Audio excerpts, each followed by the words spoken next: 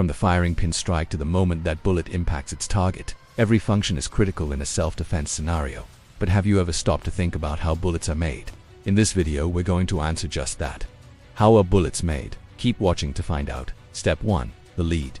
Bullets wouldn't be possible without lead. That's because it has the perfect combination of density and ductility. Density because it allows for a lightweight bullet with a high sectional density that maximizes energy transfer. Ductility so the metal can be stretched and formed into various shapes. Step 2. Melting the lead. Once the lead is received at the ammunition manufacturing plant, it is melted down in large vats or furnaces at about 600 degrees Fahrenheit. The lead is then held in a casting machine that will extrude or squeeze the molten lead through a die or mold to form the shape of the bullet. Different calibers have different molds, so for example a 45 caliber bullet mold will obviously be different than a 22 caliber bullet mold. Step 3. The jacketing process. After the lead is formed into its basic shape, it is placed into a die that cuts off the excess lead and forms the final shape of the bullet. The partially formed bullet then moves on to a quench tank, where it is immediately cooled in cold water to solidify the shape.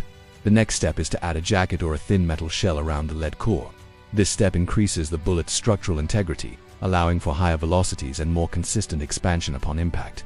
To do this, the bullet is placed in a two-piece die set. The upper section of the die is swaged or hammered over the bullet to form the jacket.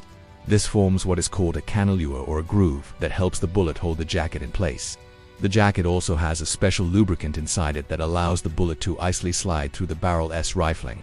Step 4. The sizing process. After the jacket is formed, the bullet is not quite finished. It still needs to be sized, or in other words, reduced in diameter so it will fit properly in the cartridge. To do this, the bullet is pushed through a sizing die that reduces the diameter of the bullet, and at the same time, the rifling is impressed into the bullet. This is what gives the bullet its spin when fired. Different firearms have different twist rates, which means some bullets will have a tighter twist and others will have a looser twist. Step 5. The final steps. After being sized, the bullet is coated with a thin layer of lubricant. This is important because it reduces friction and allows the bullet to feed properly through the gun S action. The last step in the process is to trim the bullets to their proper length. Any extra bullet that extends past the desired length is cut off by a specialized trimming machine.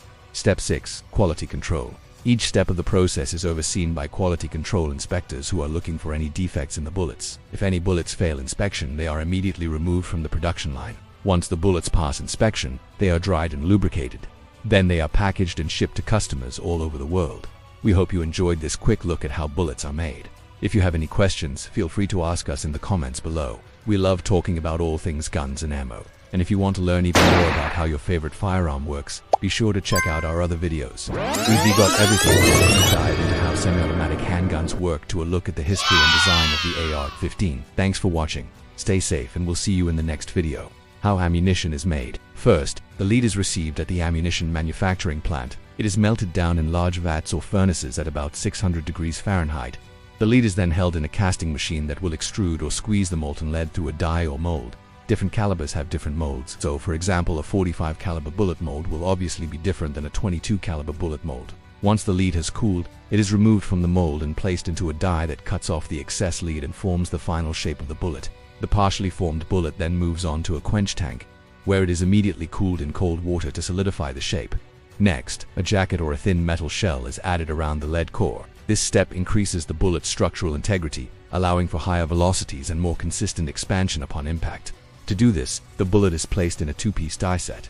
The upper section of the die is swaged or hammered over the bullet to form the jacket. This forms what is called a cannelure or a groove that helps the bullet hold the jacket in place. The jacket also has a special lubricant inside it that allows the bullet to easily slide through the barrel S rifling. After the jacket is formed, the bullet is not quite finished. It still needs to be sized, or in other words, reduced in diameter so it will fit properly in the cartridge. To do this, the bullet is pushed through a sizing die that reduces the diameter of the bullet, and at the same time, the rifling is impressed into the bullet. This is what gives the bullet its spin when fired. Different firearms have different twist rates, which means some bullets will have a tighter twist, and others will have a looser twist. After being sized, the bullet is coated with a thin layer of lubricant. This is important because it reduces friction and allows the bullet to feed properly through the gun S action. The last step in the process is to trim the bullets to their proper length. Any extra bullet that extends past the desired length is cut off by a specialized trimming machine.